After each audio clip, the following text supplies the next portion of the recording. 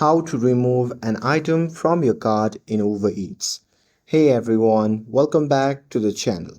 In today's video, I'll show you how to remove an item from your cart in Uber Eats. It's super fast and super easy.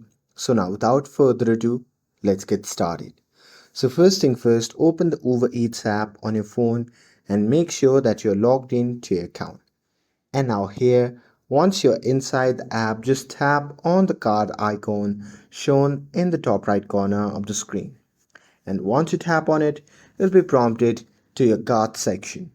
Now here you'll see all the items that you have added. So here you can simply scroll and find the one that you want to remove. And here once you have found it, just tap on the three dot beside that. And once you tap on it, a pop-up menu will appear. From that menu, just tap on clear cart and that's it. That's how you can remove an item from your cart in Uber Eats. With this, if you found this video helpful, then don't forget to like, share and subscribe to get updated for more videos. Thanks for watching and I'll see you in the next video.